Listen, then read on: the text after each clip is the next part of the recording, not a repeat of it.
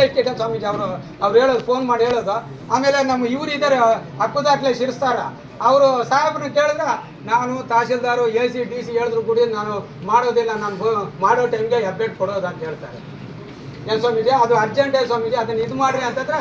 ಆಮೇಲೆ ನಾನು ಮೊನ್ನೆ ಸಾಯಂಕಾಲ ಫೋನ್ ಮಾಡಿದ್ದಕ್ಕೆ ಆಫೀಸ್ ಹೊತ್ತಲ್ಲಿ ಫೋನ್ ಮಾಡೋ ಥರ ನಮ್ಮ ಗೌರ್ಮೆಂಟ್ ಕಂದಾಯ ಇಲಾಖೆ ಚೀಫ್ ಸೆಕ್ರೆಟರಿ ಗೈಡ್ಲೈನ್ಸ್ ಐತೆ, ಸಾರ್ವಜನಿಕರು ರಾಜಕಾರಣಿಗಳು ಯಾರನ್ನ ಫೋನ್ ಮಾಡಿದ್ರೆ ದೂರವಾಣಿ ಮೂಲಕ ಕರೆಯನ್ನು ಸ್ವೀಕರಿಸಿ ಅಂತ ಹೇಳ್ಬಿಟ್ಟು ಗೈಡ್ಲೈನ್ಸ್ ನಮ್ಮ ಹುಡುಗನ ಹತ್ರ ಕೊಟ್ಟಿದ್ದೇನೆ.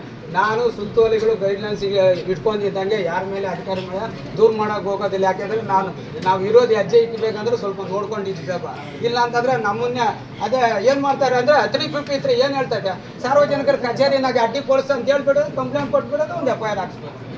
ಇದು ಪರಿಹಾರ ನಿಮ್ಮ ದೃಷ್ಟಿಯಲ್ಲಿ ಯಾವ ರೀತಿ ಆಗ್ಬೋದು ಪರಿಹಾರ? ಸ್ವಾಮೀಜಿ ಪರಿಹಾರ ಏನಿಲ್ಲ, ತಾವು ಕೆಲಸಗಳು ಮಾಡ್ಬೋದು. ಅವರು ಸೆಕ್ರೆಟರಿಗಳು ಒಂದು ಕೆಲಸ ಮಾಡಿದ್ರೆ ತಹಸೀಲ್ದಾರ್ಗಳ ಮೇಲೆ ಏನು ಬೀಳೋದಿಲ್ಲ ಸ್ವಾಮೀಜಿ.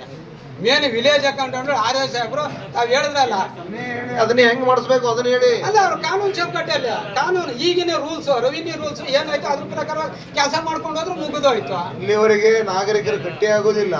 ಅದೇ ಗಟ್ಟಿ ಆದ್ರೆ ಎಲ್ಲ ಸರೋತ ಸ್ವಾಮೀಜಿ, ಗಟ್ಟಿ ಆಗ್ತಾ ಇಲ್ವೇ? ಹಂಗೆ ಆಗ್ತಾ ಇರೋದು ಇವಾಗ ನಮ್ಮ ದೇಶದಲ್ಲಿ ನಾಗರಿಕರು ಗಟ್ಟಿ ಆಗ್ತಾ ಇಲ್ವೇ? ನನ್ನ ಹತ್ರ ಬರ್ತಾರೆ 10 ಜನ, ಈಗ ಲೋಕಾಯುಕ್ತಿ ಒಳ್ಳೆ ಜನ ರಾಂಡ್ರಪ್ ಹೋದ ಮಾಡ್ತಾರೆ, ಲೋಕಾಯುಕ್ತಿ ಹಂಚ್ಕೊಂಡು ಹಿಂದ್ಕೋತಾರೆ. ನಾನು ಒಂದು ಮಾತಾಡ, ನಾನು ಇನ್ನೊಂದು ಹೇಳ್ತೇನೆ ನಿಮಗೆ, ಎಲ್ಲಾನು ತಹಶೀಲ್ದಾರೇ ಮಾಡ್ಬೇಕು, ಎಲ್ಲಾನು ನೀವ್ ಹೇಳಿದ್ರಲ್ಲ, ಎಲ್ಲಾನು ಅವರೇ ಮಾಡೋದಂತ ಅಲ್ಲ. ಎಲ್ಲಿವರೆಗೆ ನಾಗರಿಕನಾದವನು ಮೂಗಿಡಿದು ಕೇಳೋದಿಲ್ಲ ಅಲ್ಲಿವರೆಗೆ ಈ ರೀತಿ ಅತ್ಯಾಚಾರ ಅನಾಚಾರ ಆಗ್ತಾನೆ ಇರೋದು. ದಯವಿಟ್ಟು ತಾವು ಡೈರೆಕ್ಷನ್ ಕೊಟ್ಟು ನೋಡಿ. ಇದೇನ್ ಡೈರೆಕ್ಷನ್ ನಾನು ಯಾರಿಗೆ ಕೊಡ್ಬೇಕು?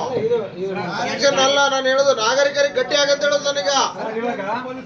ಸ್ವಾಮೀಜಿ ನಾನು ಕೇಳ್ದಂಗೆ ಕೇಳ್ತಾರೆ, ಇವತ್ತಲ್ಲ ನಾಳೆ ಕೇಳ್ತಾರೆ. ನಮ್ಮ ಜನಗಳು ತೊಂದರೆ ಆಗಿರೋ ಸುಮ್ಮನೆ ಇರೋದಿಲ್ಲ, ಒಂದೇ ಬರ್ತಾರೆ, ಸ್ಪಾಟ್ ಹೋಗ್ತಾರೆ, ಯಾವ್ದನ್ನಾಗ್ಲಿ ಸ್ಪಾಟ್ ಹೋಗ್ತಾರೆ. ಮತ್ತೆ ಟೌನ್ ಅಲ್ಲಿ ಏನು ಫುಟ್ಪಾತ್ ಅವಕ್ಕೆ US ಮುಂದಾಳತ್ತು ಬೆಳಿಗ್ಗೆ 6 ಗಂಟೆಗೆ ಮುಖಾನೆ ತೊಳೆದಿರೋ ಹಂಗೆ ಹೋಗ್ತಾರೆ.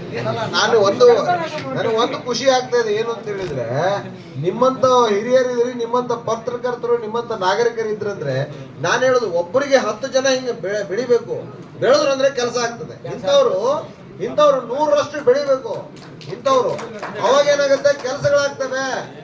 ಯಾಕೆ ಮಾಡಿಲ್ಲ ಅಂತ ಕೇಳೋರು ಬಂದ್ರು ಅಂದ್ರೆ, ಎಲ್ಲಿ ನಾನು ನಿಮ್ಮ ಹತ್ರ ವಿನಂತಿ ಏನು ಅಂದ್ರೆ, ನಿಮ್ಮಂಗೆ ಜನರನ್ನ ಬೆಳೆಸ್ಬೇಕಿಲ್ಲ, ಎಜುಕೇಟ್ ಮಾಡ್ಬೇಕು, ಅದು ನಿಮ್ಮ ಜವಾಬ್ದಾರಿ. ಇಲ್ಲೇ ಇದ್ದಾರೆ ಕಾರ್ಯನಿರ್ವಹಣಾ ಅಧಿಕಾರಿಗಳು. ರಾಮಾಪುರ ಗ್ರಾಮದಲ್ಲಿ ಒಂದು 27 ಗುಂಟೆ ಜಮೀನಲ್ಲಿ 2004-05 ಇವು ಕಟ್ಟಿದ್ದಾರೆ ಅಂಗಡಿ ಮನೆಗಳು. ಬಟ್ ಇಲ್ಲಿಗೆ 19 ವರ್ಷ ಆಯಿತು.